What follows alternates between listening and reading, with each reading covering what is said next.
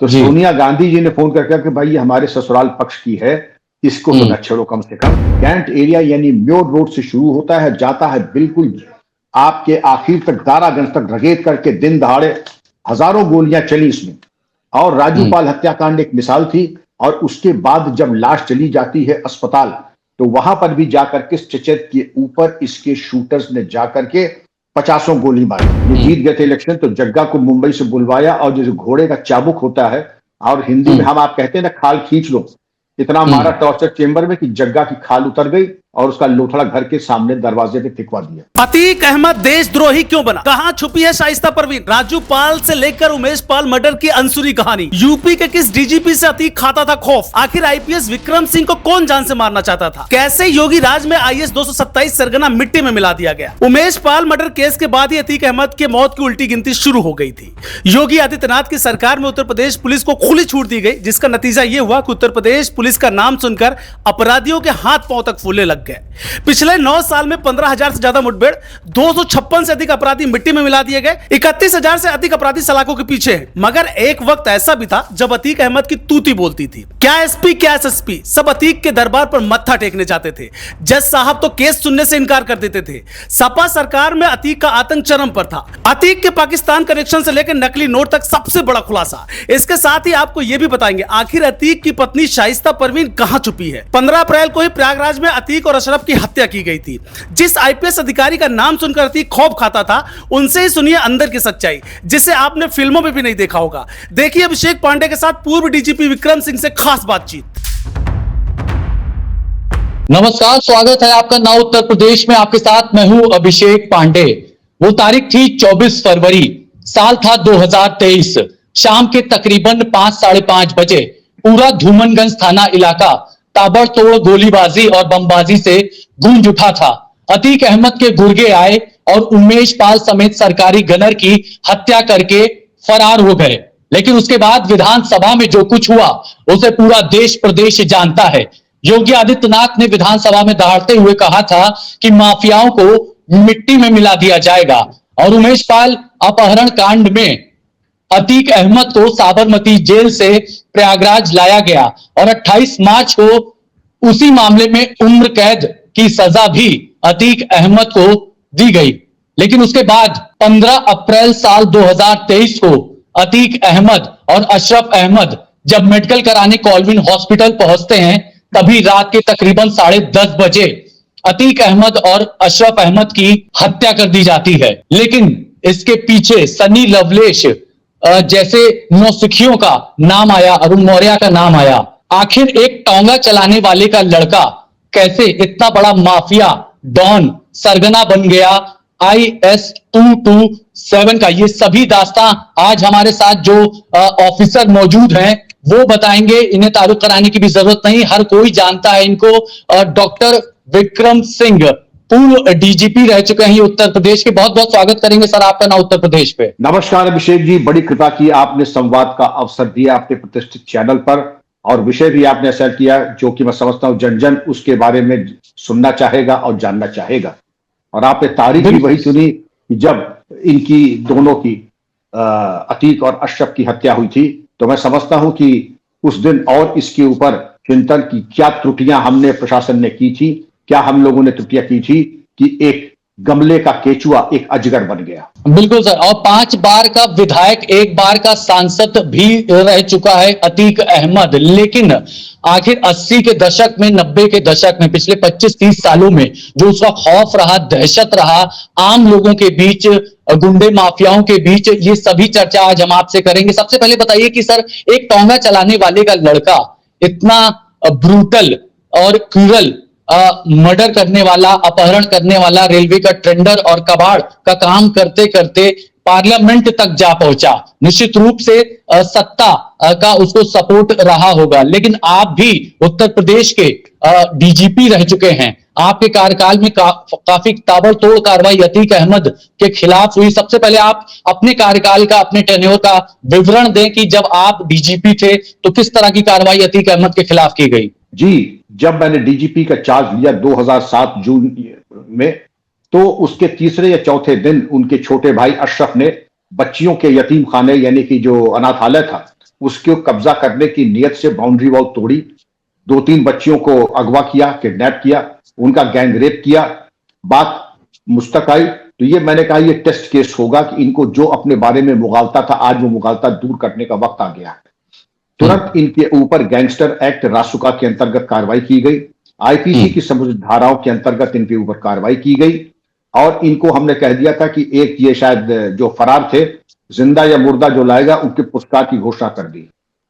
इतना होते ही इनको उम्मीद नहीं थी कि इनके ऊपर इस तरीके से वज्रपात और बिजली गिरेगी और तुरंत इनकी जो बेगम थी अतीक की शाइस्ता, उन्होंने हमारे पीआरओ से और पेशकार से मिलने का वक्त मांगा।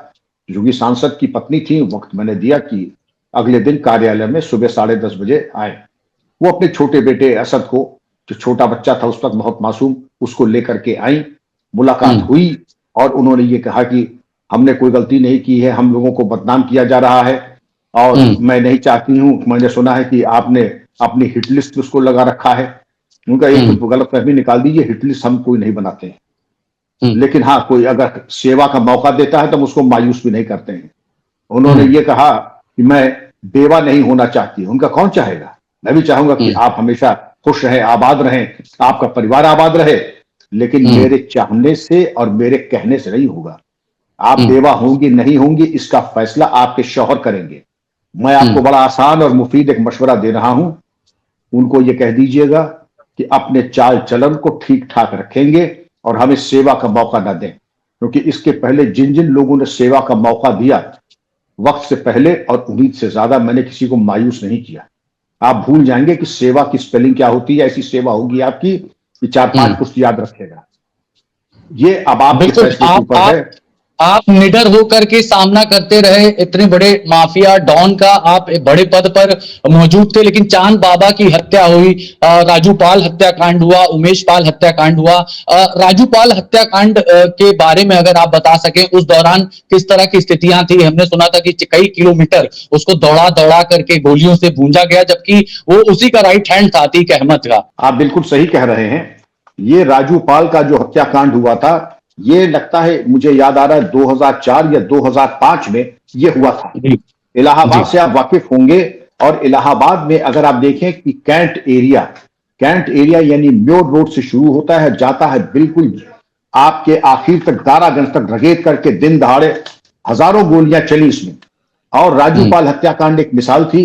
और उसके बाद जब लाश चली जाती है अस्पताल, तो वहां पर भी जाकर के चचेत के ऊपर इसके शूटर्स ने जाकर के 50 गोली मारी। 50 गोली इस उद्देश्य से मारी कि एक तो दहशत, दूसरा कहीं जिंदा न बच जाए, कहीं दूसरा ये जिंदा न बच जाए। 2005 की बात बताता हूं, 16 जनवरी को 2005 को इसकी शादी हुई और 25 जनवरी को इसकी हत्या हुई। मतलब ये बताते पूजा पाल के हाथ की मेहंदी भी नहीं धुली थी और वो विधवा हो गई। और जिस तरीके से नृशंस तरीके से हत्या की गई वो भी अपने में एक ये था।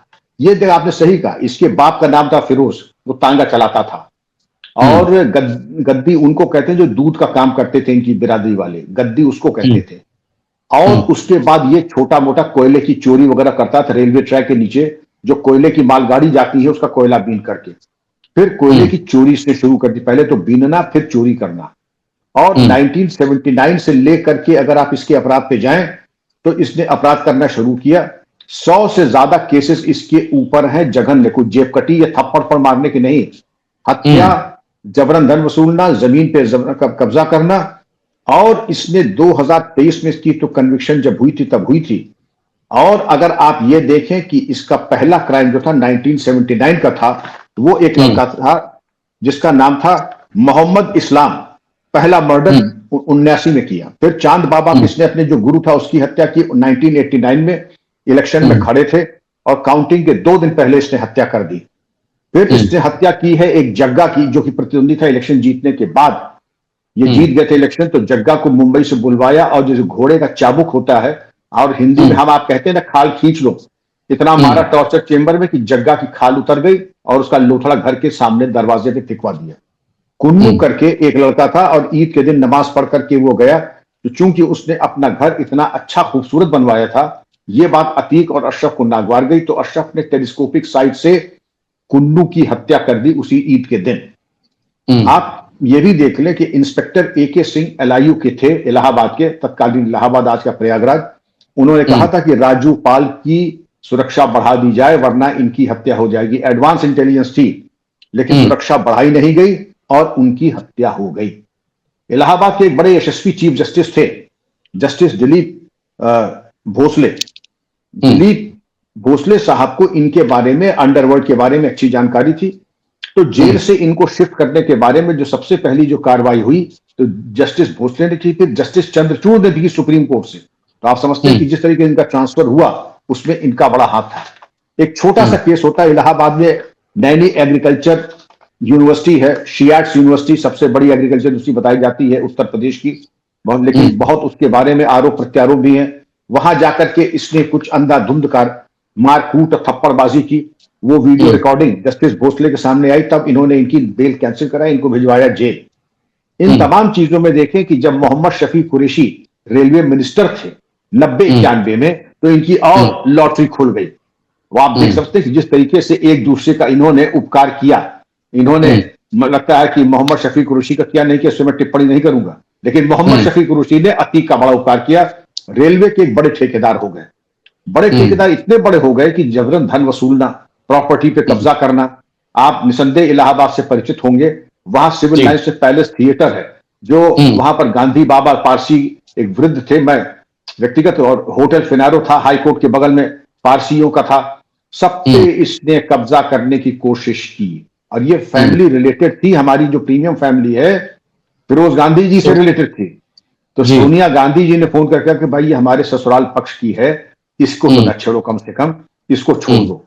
तब जाके अतीक ने की नजर हटी। आप समझ सकते हैं कि इस 2 कौड़ी के टिकली चोर को कितना बड़ा बना दिया लोगों ने।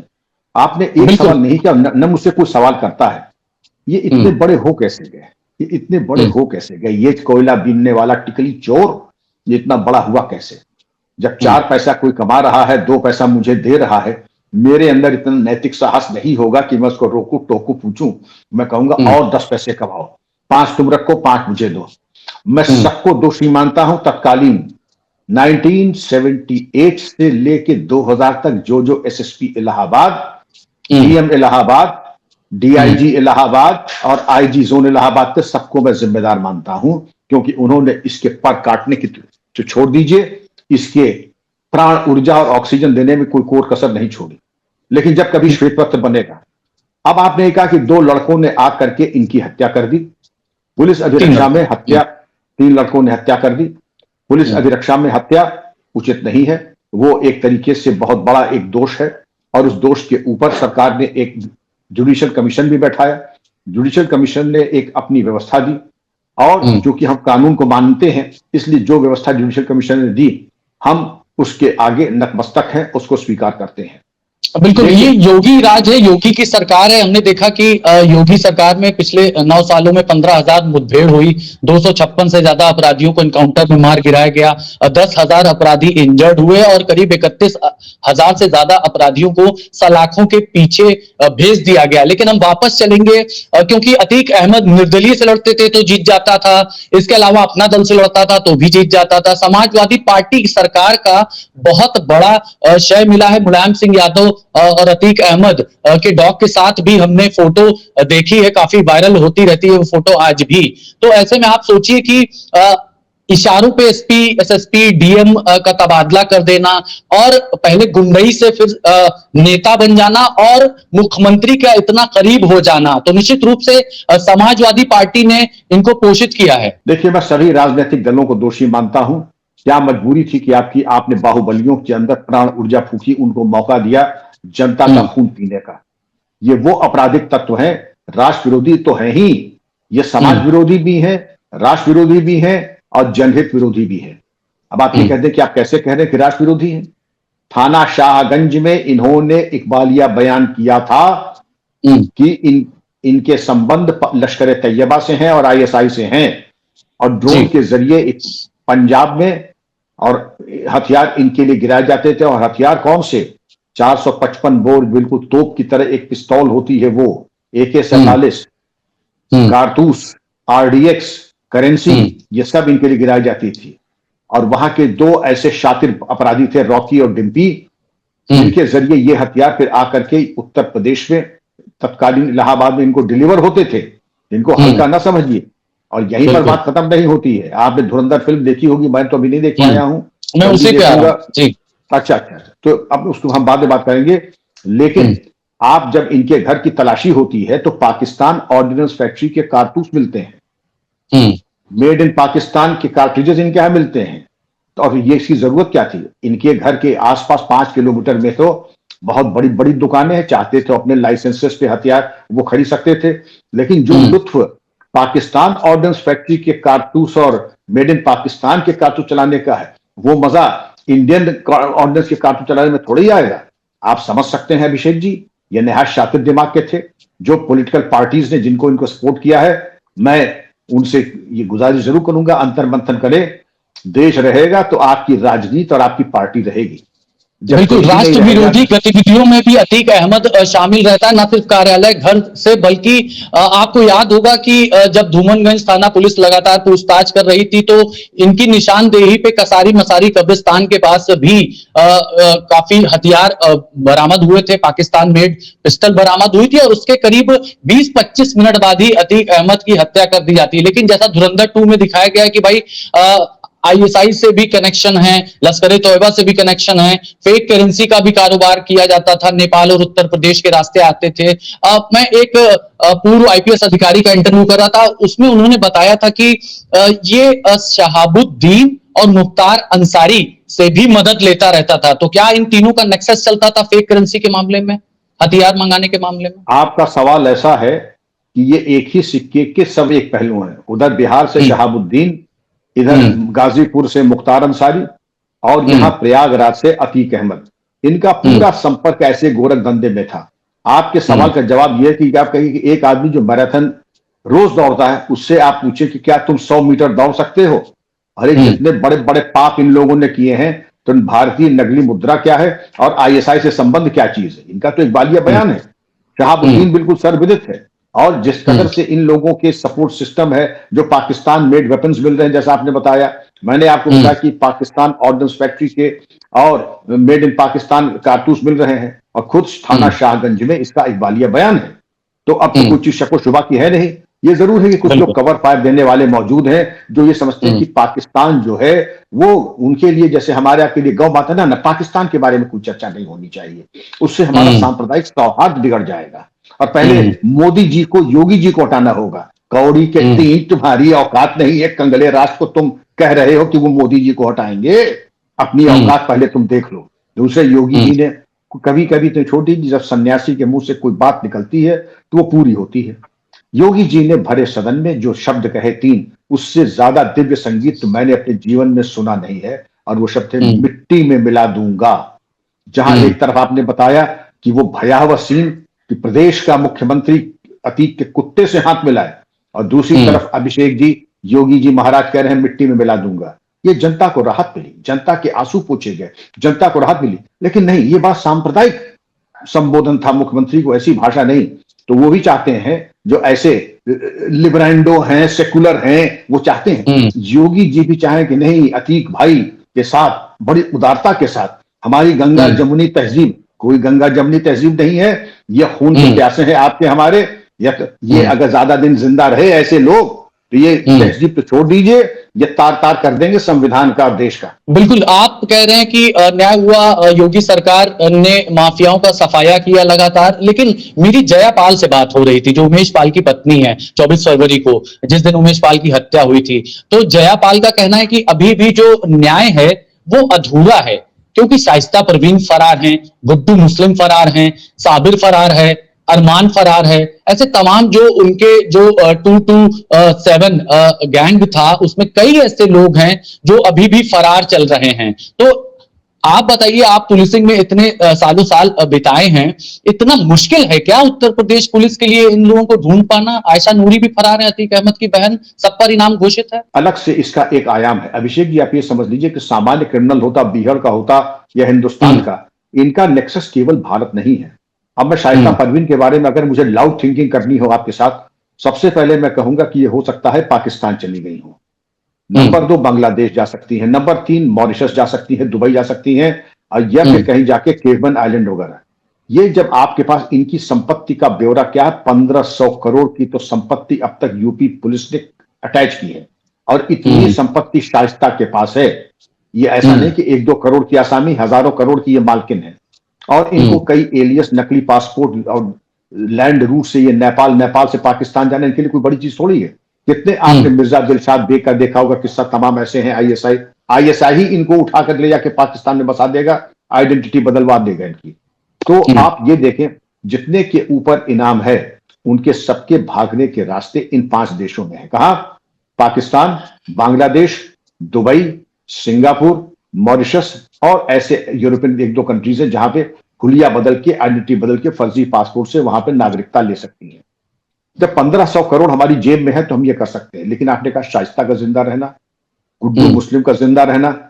गैंग तभी चार्ट बंद होता है जब जितने भी सदस्य होते हैं वो सब आपके अकाउंट फॉर हो जाएं, या तो गिरफ्तार हो या मुठभेड़ में मारे जाएं। अगर एक भी गैंग में बनता है तो गैंग चार्ट आपका IS 277 चलता रहेगा।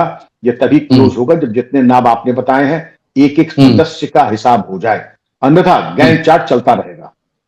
बिल्कुल सर, ये बताइए पहले की पुलिसिंग और आज की पुलिसिंग में क्या अंतर आप देख रहे हैं? पहले आप लोगों को जो मुखबिर होते थे उनके जरिए सूचना मिल जाती थी, लैंडलाइन फोन थे। आज तो टेक्नोलॉजी का दौर है, आज तो जीपीएस से तमाम जो चीजें हम देखे थे कि भाई शाइस्ता परवीन को ड्रोन से भी ढूंढ रही थी पुलिस, तमाम जगहों पर जाती थी लेकिन शाइस्ता वहां से फरार हो जाती थी। तो पहले की पुलिसिंग और अब की पुलिसिंग में क्या अंतर आप देखते हैं? अब की पुलिसिंग टेक्नोलॉजी के लिहाज से तो थोड़ी आसान हो गई है, ऐसा आप मानते हैं? बिल्कुल मानते। पहले पुलिसिंग और आज की पुलिसिंग में क्रांतिकारी परिवर्तन आया है और सकारात्मक परिवर्तन आया है। आज टेक्नोलॉजी बेस्ड ओरिएंटेड है। एक मैं छोटी सी मिसाल आपको देता हूं। एक दिल्ली पुलिस ने और हमारी यूपी पुलिस में भी वो टेक्नोलॉजी आ गई है कि जैसे मान लीजिए भीड़ भाड़ वाले स्थान पे अगर आपको लोगों को 2000 लोगों की तलाशी लेनी है तो मैन्युअली करते थे। जैसे मान लीजिए 50 साल पहले तो आदमी लगाते थे, महिलाओं को महिलाएं करती थी, पुरुषों को पुरुष करते थे, और वो होता था। लेकिन टेक्नोलॉजी आज ये आ गई कि आपने डेटाबेस में जितने भी वांछित सक्रिय अपराधी हैं उनका फेशियल रिकग्निशन सॉफ्टवेयर, उनकी क्रिमिनल हिस्ट्री और मेटल डिटेक्टर उसके अंदर कैमरे में है, और वो कैमरा आपको बता देगा कि इस 2000 की भीड़ में आपके कितने ऐसे मित्र जो हैं छुपे हुए हैं, और पिन पॉइंट कर देगा इस डायरेक्शन में जाइए, पकड़ लीजिए, बंदे नन्हे भोंदू, कल्लू, पप्पू, गुल्ली, ये सब आप उठा लाएंगे। तो जो काम घंटों में होता था वो अब काम सेकंडों में होता है। लेकिन आपकी टेक्नोलॉजी यही अंत हो जाता है। जो फर्स्ट टाइमर्स हैं, जो खुद भी टेक्नो सेवी हैं, जो कि हैं, उसके आगे ये टेक्नोलॉजी नहीं चलेगी। तो आपको दोनों को हाइब्रिड मॉडल लगाना होगा, टेक्नोलॉजी भी और फिजिकल भी। ओसामा बिन लादेन को टेक्नोलॉजी ने नहीं पकड़ा था, ओसामा बिन लादेन को पकड़ा था ह्यूमन इंटेलिजेंस, फील्ड इंटेलिजेंस और मुखबिरी ने। आप दोनों का इस्तेमाल कीजिए। आज के पुलिस अधिकारी हमारे बहुत कुशाग्र, बहुत ही ज्यादा परिश्रमी और टेक्नोलॉजी ओरिएंटेड है। आप ऑफिसर्स को तो छोड़ दीजिए, हमारी यूनिवर्सिटी में 2 लड़के कांस्टेबल्स नोएडा पुलिस के हैं जो पीएचडी कर रहे हैं साइबर सिक्योरिटी और एआई में। तो आप समझ सकते हैं कि टेक्नोलॉजी कहाँ, जितना हमारे जमाने में सारे आईपीएस ऑफिसर्स यूपी के, जितना उनका नॉलेज था एआई का और साइबर क्राइम का, उससे ज्यादा इन 2 हमारे लड़कों को आता है। तो आप ये समझ लीजिए इतना क्रांतिकारी परिवर्तन हो गया है। बिल्कुल क्रांतिकारी परिवर्तन हो गया है। लेकिन आपके जमाने की पुलिस में हमने ये भी बहुत ही फेमस केस था, अलकायदा का आतंकवादी भी आप लोगों ने पकड़ा था। अगर उस पर आप 1 मिनट में कुछ बताना चाहें। हाँ, ये आपका सहारनपुर में मुठभेड़ हुई थी, और ये पता लगा था कि सहारनपुर में मुठभेड़ हुई थी और उसमें इंस्पेक्टर ध्रुवलाल यादव शहीद भी हुए थे, जो साहिबान इंस्पेक्टर थे। एक कांस्टेबल भी शहीद हुआ था। तो इन्होंने 5 फॉरेनर्स को, 3 अमेरिकन और 2 ब्रिटिशर्स को किडनैप किया पहाड़गंज से। ये कहा कि हम आपको ग्रामीण अंचल में पिकनिक कराएंगे। तो वहां ले गया जहां पे लोगों मुखबिरी इतनी हुई कि साथ पशुओं की तरह कुछ गोरों को बांध रखा है, वही भैंस के तबेले में, वहीं पे गोबर भी पड़ता रहता है, वहीं पे वो भी पेशाब और मल मूत्र विसर्जन करते हैं, वहीं पे उनको खाना तामचीनी के बर्तन से कुत्तों को दिया जाता है। तो बड़ी दयनीय हालत है। तो बात ऐसी थी तो घेर करके इनकाउंटर हुआ, लेकिन दुर्भाग्य से हमारा एक सिपाही और ये ध्रुवलाल यादव शहीद हुए। लेकिन ये सब सक्सेल बचा लिए गए। ये अलकायदा का बहुत मॉड्यूल था। ये चाहते थे कि जब सैयद मोहम्मद उमर शेख, जो कि ओसामा बिन लादेन का नंबर 2 था, पकड़ा गया, और जैसे हम लोगों ने कहा ना, यह तो सीधी उंगली से घी नहीं निकलता, तो टेढ़ी उंगली का इस्तेमाल करने में हम लोग बाज नहीं आते हैं। इनकी सारी हेकड़ी और अलकायदा का जो दम था वो हो गया हिरन 72 घंटे में। फिर ग्रामोफोन का रिकॉर्ड जब बजा कि हम $2 बिलियन हेलीकॉप्टर और $5 बिलियन यहां चाहते थे, खैर वो तो सब हुआ था, इनकी खातिर तवाज़ो हुई। उसके बाद गिरफ्तार हुए, इंट्रोगेशन हुआ। ये बात दूसरी है कि फिर नेपाल से इंडियन एयरलाइंस की हाईजैकिंग हुई और 3 चरमपंथी छोड़े गए थे, जिसमें सैयद मोहम्मद उमर शेख भी कंधार में छोड़ा गया, अजहर मसूद भी, और एक तीसरा और था जिसको हमारे विदेश मंत्री ने ले जाके कंधार में छोड़ा था, सिंह साहब ने। तो अब ये बातें तो हमने आपको बता दी, लेकिन ये ह्यूमन इंटेलिजेंस भी जरूरी है, टेक्निकल इंटेलिजेंस भी जरूरी है, और साइकोलॉजिकली इनको तोड़ना जरूरी है। जी बिल्कुल, हम अतीक अहमद पर एक आखिरी सवाल आपसे लेना चाहेंगे। देखिए साहब, हम ये भी सुने हैं कि छोटभैया नेता उससे डरते थे, कुछ पुलिस ऑफिसर्स भी उससे डरने लगे, लेकिन बात जुडिशरी तक आ गई, जज साहब उनका मुकदमा सुनने से इनकार कर रहे थे। तो इतना खौफ था अतीक अहमद का उस जमाने में? बेशक खौफ था। अब चाहे जो भी कारण हो, चाहे और भी एक एस्पेक्ट और जो आपने कहा नहीं, मैं सबका बड़ा सम्मान करता हूं, लेकिन 11 हाई कोर्ट के जजेस ने अगर अपने आप को अलग कर लिया, रिक्यूज कर लिया, तो ये बताता था कि अतीक अहमद की कहां तक पहुंच और कहां तक उसकी दहशत या कहां तक उसका इन्फ्लुएंस था। ये चीज ऐसी थी। लेकिन वही मैंने कहा कि जो भी उस दौरान अधिकारी थे, उनके कार्य और आचरण के बारे में जांच होनी चाहिए अच्छी तरीके से। बिल्कुल, आपने बड़े बड़े अपराधियों को सीधा कर दिया सर। कभी कोई अपराधी आपको थ्रेट देता हुआ नजर आया उस जमाने में? क्योंकि माफिया चरम पर था, माफिया राज। कभी आपको किसी ने धमकी दी, इस तरह की कोई बात आपके सामने आई इतने लंबे करियर में? नहीं, एक चीज थी, वो थी धमकी तो नहीं, लेकिन हाँ इन दोनों ने कहा था अगर उनकी मुख्तार ने कि अगर उनकी हत्या होती है कि मैं उनकी हत्या करा दूंगा, अगर मेरी हत्या होती है तो उसकी पूरी जिम्मेदारी मेरी मानी जाए। जब मैं डीजीपी था तो एक बार इंटेलिजेंस के ऑफिसर्स आए कि सब आपके घर का जरा मुआयना करना है। क्यों करना है भाई? कि धमकी नहीं मिली थी। उनका कि इंटरसेप्ट है कि दुबई से एक इंटरसेप्ट हुआ है कि आपकी हत्या का प्लान बना रहे हैं, कुछ शूटर्स या एसेसिन्स आ सकते हैं, विदेशी फॉरेनर्स, जो आसपास की बिल्डिंग से आपको स्नाइपर राइफल से मार सकते हैं। तो हमने कहा ठीक है, स्नाइपर राइफल करेंगे, तो हम चाहते हैं कि आपकी जो खिड़कियां हैं शीशे की, उनको बुलेट प्रूफ करा दें। उन्होंने कहा मैं खुद चलता फिरता बुलेट प्रूफ हूं, और जिसने माँ का दूध पिया है आ जाए, दो तरफ से गोली चलेगी, जो ज्यादा अच्छा निशाना लगाएगा वो बचेगा, जो खराब लगाएगा वो मारा जाएगा। आप अपने अच्छा किया, आपने हमें बता दिया, मैं थोड़ा और एहतियात बरतूंगा, मुझे राइफल चलाना आता है और उसका जवाब मैं दे सकता हूं। इतनी सी एक इंसिडेंट हुआ 36 में, लेकिन धमकी उनकी नहीं।